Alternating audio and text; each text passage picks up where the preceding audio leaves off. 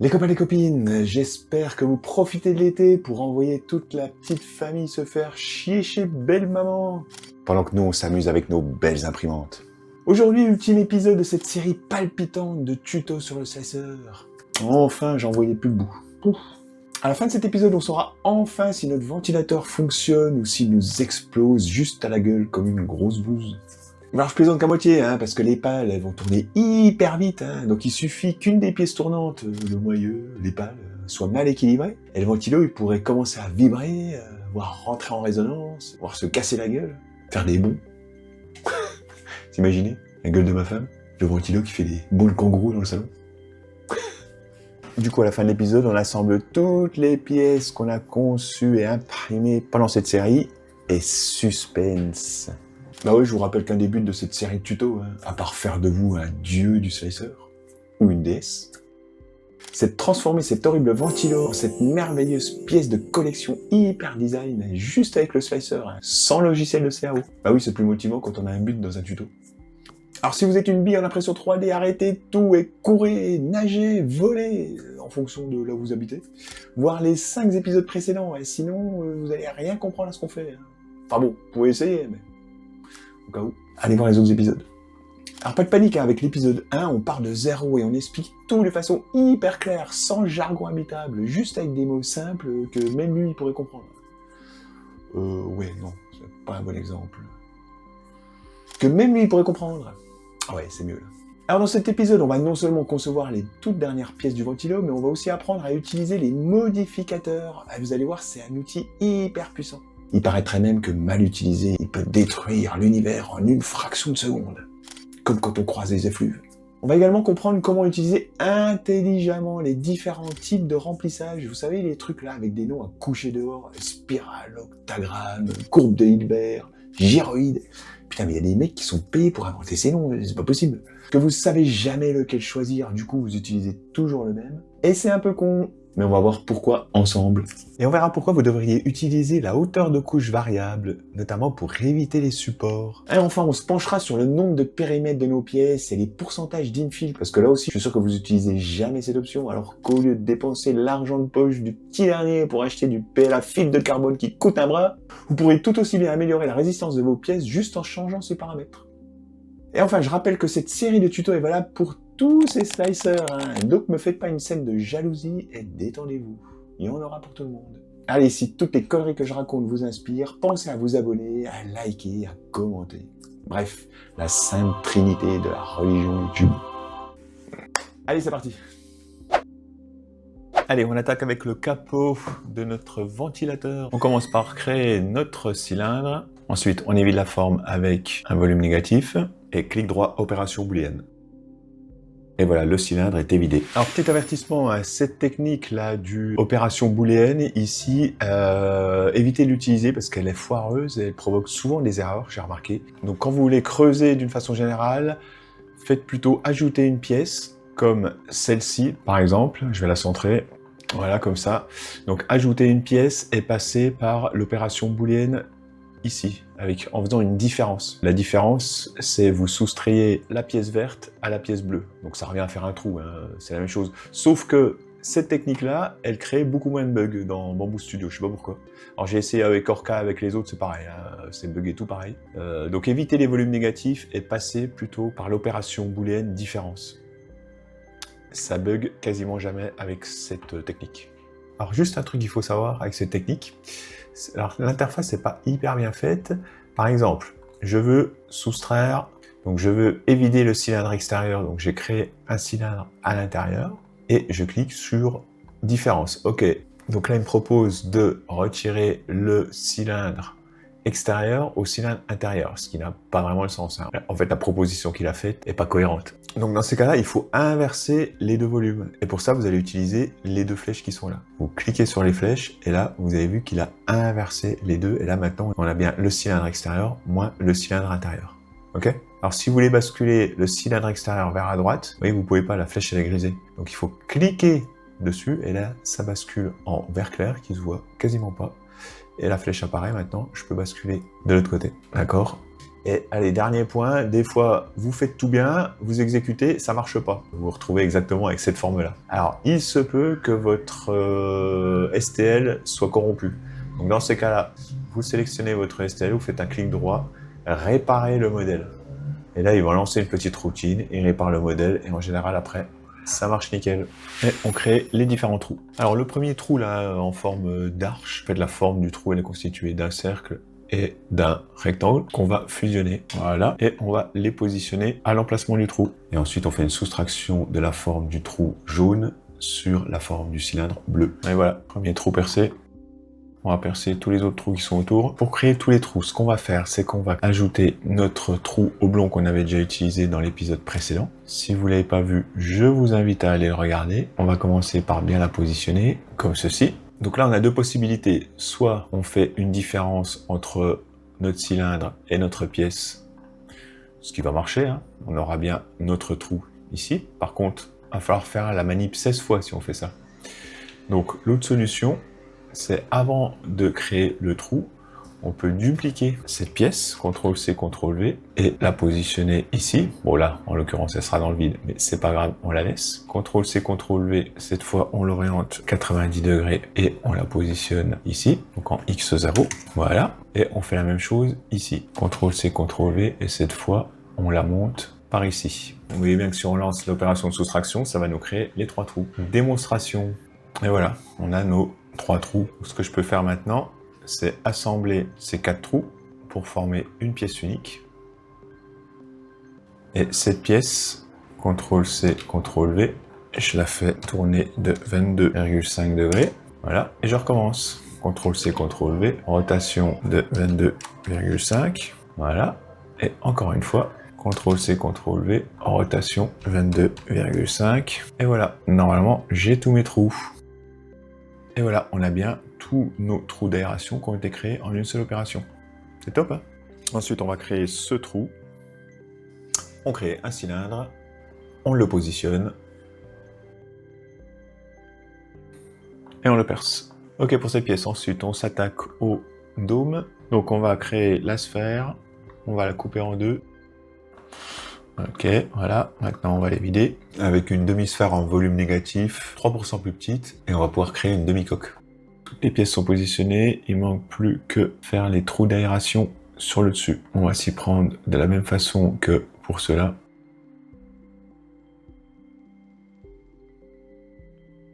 Et ensuite, je recommence l'opération en faisant une rotation.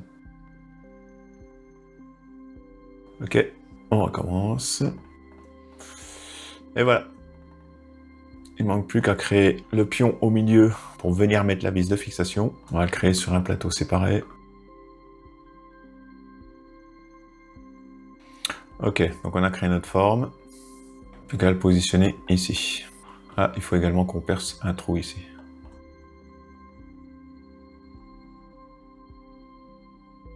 Ok, notre trou est percé. Maintenant, on peut positionner ces pièces et on aura fini. Elle est bien positionnée. Et voilà, on a fini notre pièce. Ok, on va insérer juste deux poses pour créer l'anneau rouge. Ok, donc on a bien nos deux supports, on a bien nos deux poses ici pour pouvoir nous permettre de changer de filament. Et par contre, on va rajouter une jupe ici parce que j'ai peur que la pièce se décolle. On a une surface de contact extrêmement fine avec le plateau. Donc on va se mettre une petite jupe de 10 mm. Ok. C'est pas mal les copines, les copains là. Qu'est-ce que vous en pensez? Les supports c'est bon, la jupe c'est bon. On a nos deux poses pour changer le filament. Le design a l'air de correspondre à ce qu'on voulait. Allez, on lance l'impression, c'est parti.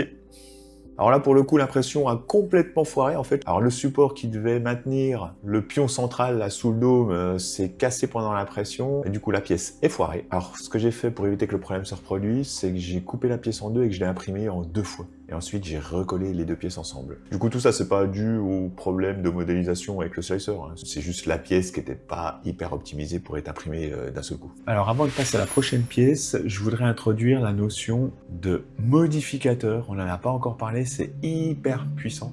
Pourquoi ? Le modificateur, c'est une forme, alors c'est toujours les mêmes formes, un cube, cylindre, sphère, disque, etc., que vous allez introduire dans votre design, qui ne sera pas une forme qui sera imprimée, c'est juste un volume dans lequel on va définir des paramètres d'impression différents que pour le reste de notre pièce. Exemple, je veux faire mon liseré rouge ici. J'ai plusieurs solutions. Une des solutions, c'est d'introduire un modificateur. Je vous explique.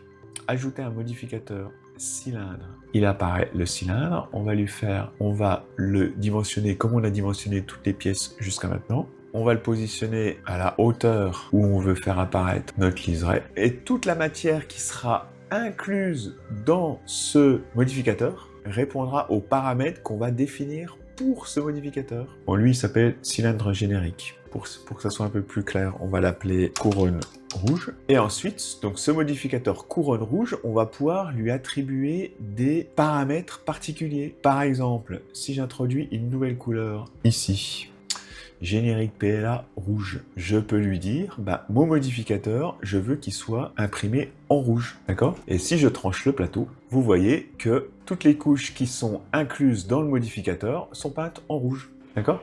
Alors, ce qui est génial, c'est que, bon, pour la couleur, ok, c'est pratique, mais il y a d'autres moyens de changer la couleur. Mais avec le modificateur, on peut changer d'autres choses. Par exemple, si je veux pas changer la couleur, mais je veux ajouter de la texture, et bien pas de souci, je sélectionne mon modificateur, je vais dans Autre, et par exemple, je rajoute une surface irrégulière, contour en Voronoi. Je clique sur Trancher, et là, j'ai bien une surface irrégulière, Voronoi, au niveau du modificateur. C'est génial, hein?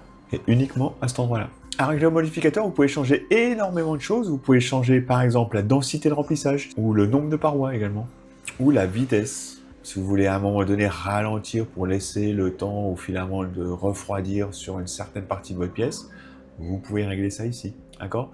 Alors, ce que permet pas le modificateur, c'est de régler la hauteur de couche. Je trouve ça bizarre. Pas pourquoi. Pour changer la hauteur de couche, il faut faire un clic droit sur votre pièce, modificateur dans plage de hauteur. Et là, vous avez ce menu qui apparaît, plage de hauteur, et là, vous définissez la plage de hauteur dans laquelle vous voulez changer votre plage de hauteur. Par exemple, si je tranche, j'ai ici des couches qui sont en surplomb, mais je veux pas mettre des supports parce que ça va me bouffer, parce que ça va me prendre énormément de temps et énormément de matière de faire monter des supports jusqu'au-dessus. Une des solutions, ça peut être de diminuer la hauteur des couches uniquement sur cette plage de hauteur. Par exemple, je vois que les surplombs arrivent à 171 mm de hauteur. Et bien pas de problème, dans la plage, donc dans la plage 171 à 179, je définis une hauteur de couche de 0,1. Et si je retranche, vous voyez que les surplombs ont disparu, parce que j'ai diminué la hauteur de mes couches. Alors les copains et les copines, ensuite on va fabriquer le support. Donc on va commencer par la base qui est cylindrique avec 3 trous pour les 3 pieds. C'est parti. Une fois de plus, très rapidement, je ne vais pas rentrer dans les détails, puisque c'est toujours le même principe. Je pense que maintenant vous avez compris. Donc je commence par créer un cylindre. Ok, ensuite je vais créer la forme du trou, qui est tout simplement un parallélépipède incliné à 20 degrés. Je positionne la pièce pour le premier trou, ok, et je crée le trou.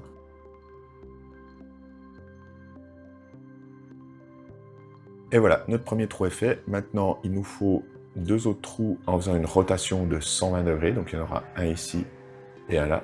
Je fais tourner ma pièce de 120 degrés. Voilà, et je refais la même opération. J'importe une nouvelle fois ma pièce et je répète ça 2 fois. Voilà. Et une dernière fois. Et voilà. On vérifie que ça se tranche bien. Et c'est parfait. Donc ensuite, pour cette forme-là, on va pas pouvoir la refaire à l'identique. C'est une forme qui est trop complexe. Par contre, ce qu'on peut faire, c'est intégrer un cône. C'est la forme de base qui va le plus se rapprocher, en fin de compte, de la pièce dont on a besoin. Ok, donc on a un cône ici que j'ai incliné de façon à ce que ça ressemble le plus possible à ce qu'on a. Regardez, si on le place assez intelligemment et qu'on coupe tout ce qui dépasse, vous allez voir qu'au final, on va se retrouver avec une forme qui se rapproche de ce qu'on cherche. Une fois de plus, on n'aura pas exactement ce qu'on veut là avec le slicer, ça c'est une forme qui sera trop compliquée. Mais on peut s'en approcher. Voilà, le cône est placé correctement. Alors par contre, on voit que là, le fait de devoir percer les trous avant de mettre le cône, maintenant le cône il remplit les trous. Donc là, c'est pas bon. Donc je vais couper le cône ici pour éviter que les trous soient bouchés par le cône. On va la faire à peu près par là, je pense que ça doit être bon. Maintenant, il faut repositionner le cône. Et là, vous voyez que comme les deux pièces sont séparées, quand je veux positionner le cône sur le cylindre, il retombe par terre, par gravité. Donc là, comment on fait? En fait, il faut fusionner les deux pièces entre elles. Vous sélectionnez les deux pièces, clic droit, fusionner. Et à partir du moment où les deux pièces sont fusionnées, et que vous sélectionnez juste le cône, il tient en position. Et du coup, je le remets comme il faut. Voilà. Alors pour l'instant, ça ressemble encore pas tout à fait à ce qu'on veut. Il faut qu'on supprime toute la partie qui dépasse là. Je vais le faire tout de suite. En insérant une couronne. Pour la création de la couronne, je vous laisse voir l'épisode précédent. Donc j'ai créé cette couronne. Je vais la centrer sur la pièce. Et je vais m'en servir comme volume négatif. Voilà. Maintenant, je fais la soustraction.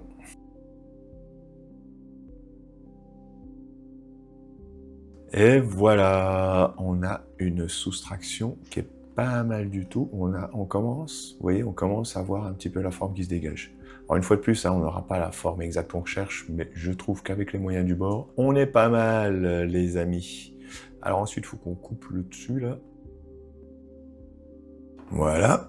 On doit percer le trou central pour laisser passer le fil. Une fois de plus, on utilise l'option différence de l'outil opération booléenne pour soustraire le volume vert au volume bleu. Et voilà, on a notre beau trou pour notre câble. Et bien, il ne nous reste plus qu'à percer ce petit trou au-dessus. Je positionne et je soustrais.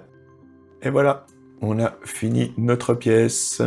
On a bien nos trois pieds, notre trou pour le câble, notre trou pour le moteur. Bon, écoutez, entre la théorie et la pratique, moi je trouve qu'on s'en sort pas trop mal. Une fois de plus, hein, tout ça c'est fait uniquement avec le slicer. Hein. Pas de logiciel de CAO. Allez, c'est validé.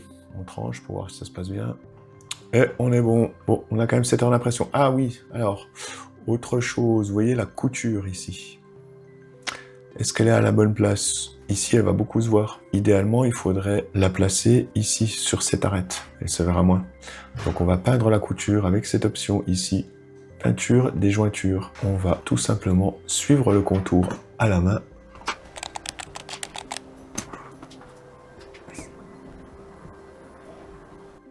Bon, c'est complètement crado, on est d'accord. Hein. Du coup, on va laisser la couture automatique, elle était très bien comme ça. Mais bon, au moins, vous saurez comment définir manuellement la couture en cas de besoin. Allez, on lance l'impression. Bon, rien de particulier à dire, hein, la pièce est très bien sortie. Qu'est-ce qu'on peut dire d'autre? Tant qu'à parler des modificateurs, j'aimerais vous parler des différents types de remplissage que vous pouvez rencontrer, parce que je sais pas si vous avez remarqué, quand vous voulez remplir votre forme, vous allez dans résistance et motifs de remplissage solide, et vous avez le choix entre tous ces remplissages. Et là vous dites, mais comment on peut choisir? Parce que par définition c'est sur grille. Et ben en fin de compte, il y en a que 5 à connaître parmi tout cela. Après les autres, c'est des variantes de ces 5 là. Ben, pour éviter de se compliquer la vie, retenez-en juste 5. Le premier c'est gris, alors celui-là c'est le passe-partout. Il a aucune grosse qualité, mais il a aucun gros défaut, c'est-à-dire qu'il va pas être très lent, mais il va pas être très rapide, il va pas être très solide, mais il va pas être très fragile non plus, il va pas consommer énormément de filaments, etc., etc. Donc, quand vous savez pas trop, pour la maison, un objet du quotidien, c'est le bon candidat, vous posez pas de questions. Donc, gris pour les objets du quotidien, on va dire. Si vous avez une pièce mécanique qui doit supporter des contraintes mécaniques, des forces, des efforts qui vont s'appliquer dessus, un peu dans toutes les directions. Là, utilisez gyroïde. C'est une forme qui est un peu particulière, mais qui va faire en sorte que votre pièce va être résistante, que vous appuyez aussi bien en largeur, en profondeur ou en hauteur, ça va encaisser les efforts à peu près de façon équivalente. D'accord? Donc pièce mécanique avec des efforts variés. Typiquement, une équerre d'étagère. Vous pouvez la faire en gyroïde parce que elle va subir des efforts verticaux, elle va subir aussi de la flexion. Donc le gyroïde est un bon candidat. Ensuite, si vous avez besoin d'une pièce qui soit à la fois résistante et légère, dans ces cas-là, utilisez le cubique adaptatif. Le cubique adaptatif, en fait, il va remplir votre forme de façon assez dense sur les bords, mais au milieu, regardez. Allez, je suis tout en bas là, c'est rempli de façon assez dense. Et quand je monte et que j'arrive vers le milieu, là, hop, tout de suite, on voit que le remplissage est beaucoup plus faible. Vous voyez, ici, là, c'est des gros triangles, alors qu'autour, vous avez des petits triangles. Donc ça veut dire quoi? Et quand on arrive au-dessus, hop, on retrouve des petits triangles. Ça veut dire quoi? Ça veut dire que votre pièce, elle va être quand même relativement résistante, puisque ça reste du cubique, mais elle va gagner en légèreté, puisque au milieu, là où les contraintes mécaniques sont les moins fortes, elle va être un peu moins remplie, d'accord? Donc légère et résistante, cubique adaptatif. Et si vous voulez une pièce très légère mais pas du tout solide, Lightning, typiquement pour une statue décorative. Là, votre pièce va être quasiment vide, regardez. Là, je suis vide, et ça commence à créer du remplissage uniquement à partir du dessus pour que le dessus de la pièce puisse s'imprimer. En fait, c'est un peu comme s'il créait uniquement des supports pour le toit de la pièce. Vous voyez ? Et en bas, elle est complètement vide. Donc là, vous allez avoir une pièce hyper légère, hyper rapide à imprimer, qui sera pas solide, mais c'est pas ce qu'on lui demande, parce que ça sera une pièce de décoration. Ok?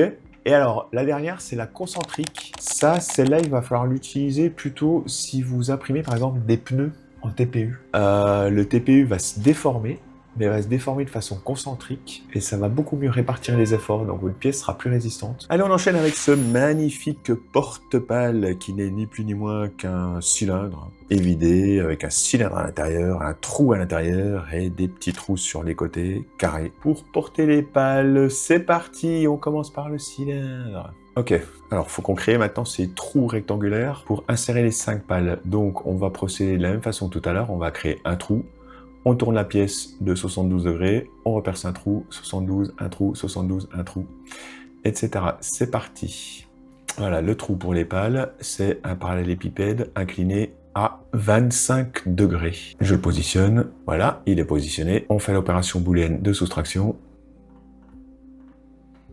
Et voilà notre premier trou. Et maintenant, on n'a plus qu'à recommencer l'opération 5 fois avec à chaque fois une rotation de la base de 72 degrés.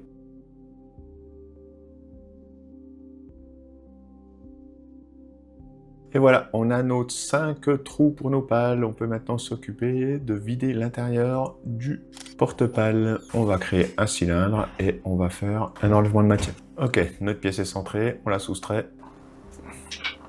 Et voilà. Ensuite, on va ajouter le cylindre qui est au centre de la pièce. Alors ce cylindre en hauteur, il doit faire 21 mm. Voilà, on va percer le trou du milieu. Ok, notre trou est positionné. On fait la soustraction. Et voilà. Allez, on crée ce petit trou là qui est allongé. Ok, il est positionné. Allez, soustraction et on est bon. Et voilà.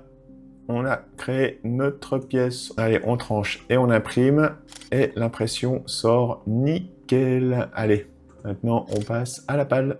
Alors pour la pale, on va utiliser un outil qu'on n'a pas encore utilisé jusqu'à maintenant, c'est la symétrie. On va dessiner une moitié de pale et on va la rendre symétrique pour créer une pale entière. Démonstration. Donc on sait que cette pale, elle a des arrondis ici là qui font 20 mm. On sait qu'en haut, elle fait 70 mm et en bas 40 mm. Et elle doit faire 150 mm de long. Alors la pale, on va la créer avec des cylindres et des parallélépipèdes. Go!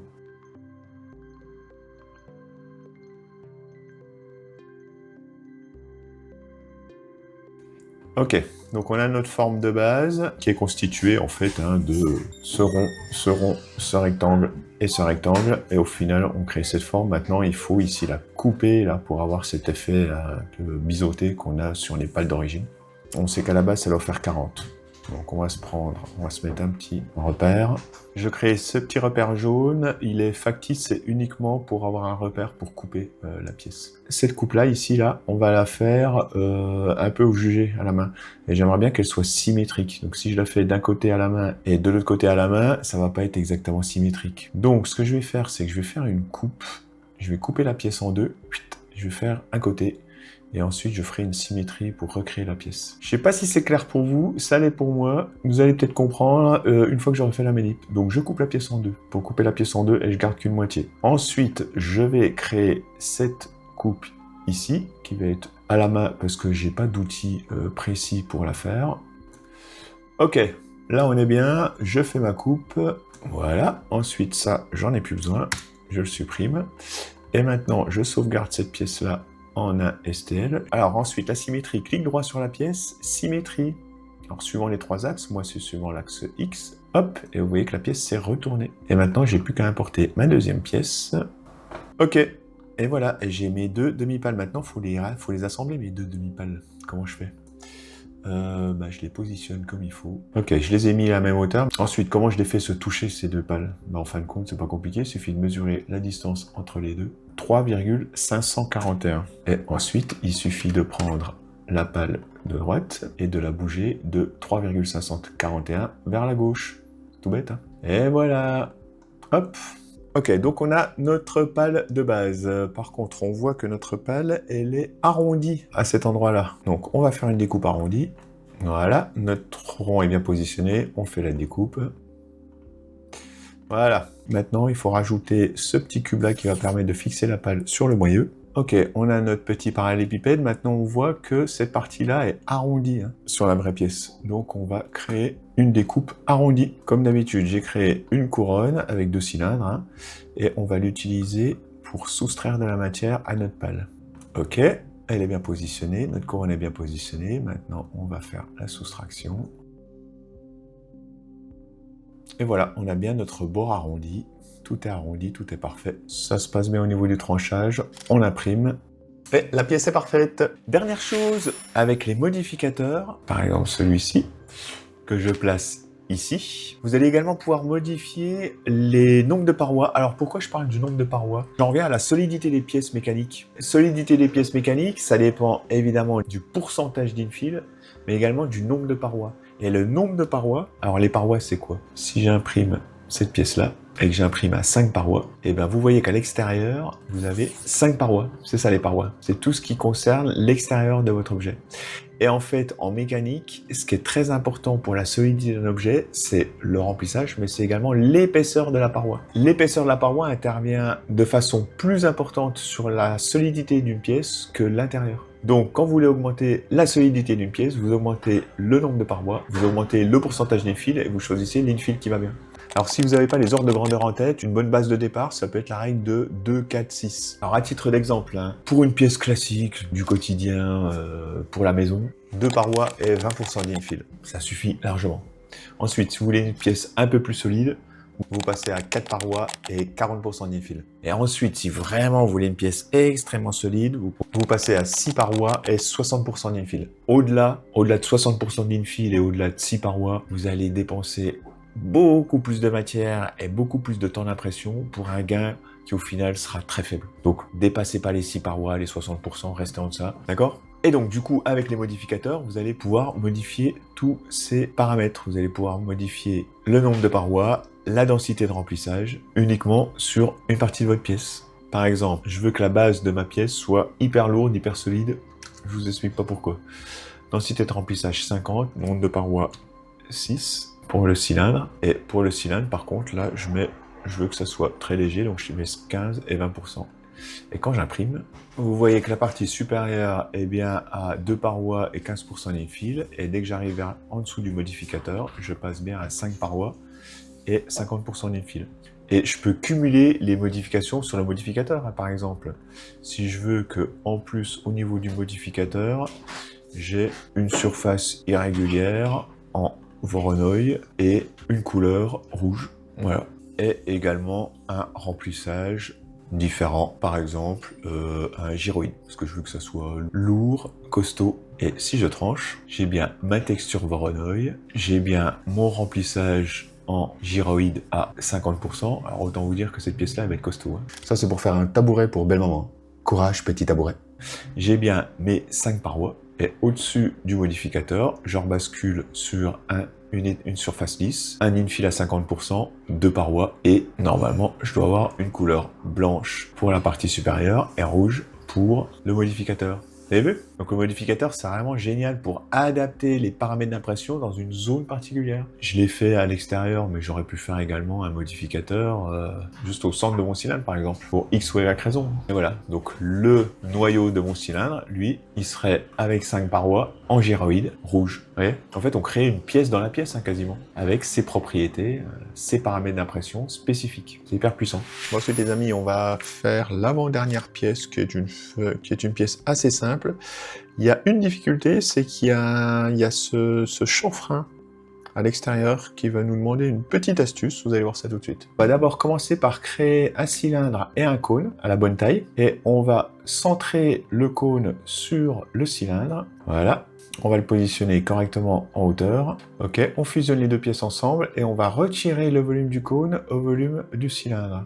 Et du coup, on obtient une forme d'entonnoir, hein, qui n'est pas percée au fond. Mais... Ensuite, on va créer notre enjoliveur. Hein.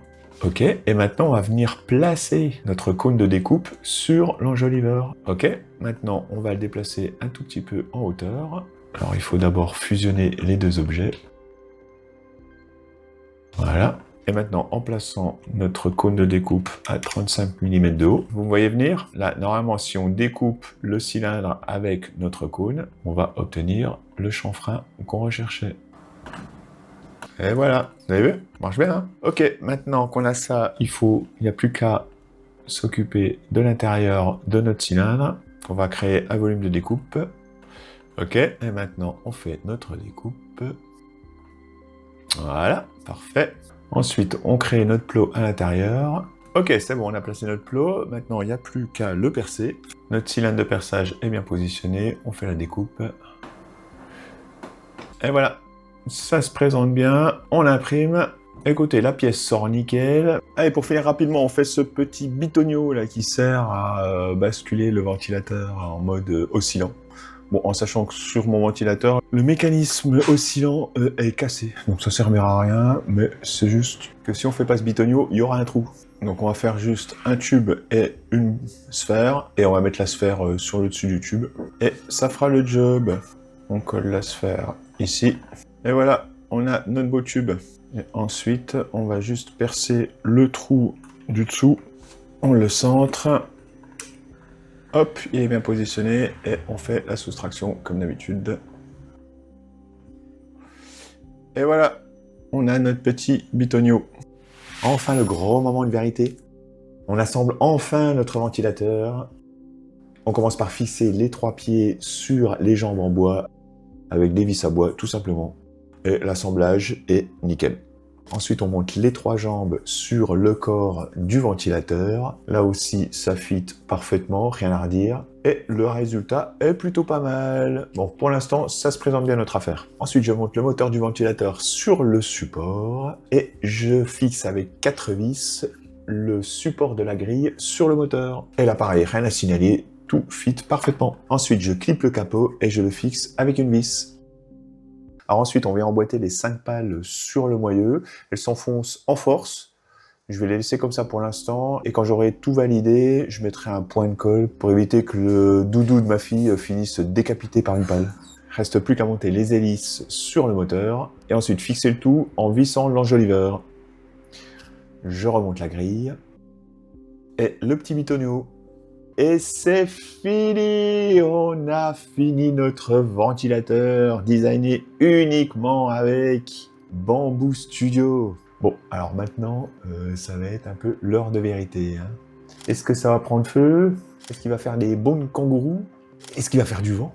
Je branche. Eh ben écoutez, ça prend pas feu. Ça fait pas mal de vent. Regardez, j'ai mis un petit bout de scotch là pour simuler le vent, mais je vous assure que ça souffle. Et puis surtout, ça vibre pas, quoi. Je suis impressionné par la stabilité du bazar. N'hésitez pas à liker, commenter, vous abonner. On est proche des 1000 abonnés. Et peut-être que ce sera vous le 1000e abonné. Qui sait? Ah, pour les 1000 abonnés, on se fait un apéro de malade. Je vous invite tous chez moi. J'habite un appart. Bon, écoutez les enfants, moi je dis mission accomplie. N'ayons pas la victoire modeste. On laisse ça aux hypocrites. En tout cas, j'espère que vous avez vraiment apprécié toute cette série de tutos. Moi, en tout cas, j'ai pris énormément de plaisir à la faire. Et surtout, j'ai beaucoup appris en la faisant. Ah ouais. Prochain épisode, ce sera sûrement un mag. Ça fait longtemps qu'on n'a pas fait un petit mag. Je vous prépare ça, j'essaie de faire ça pour la semaine prochaine. En tout cas, d'ici là, pensez à vous amuser. Ciao.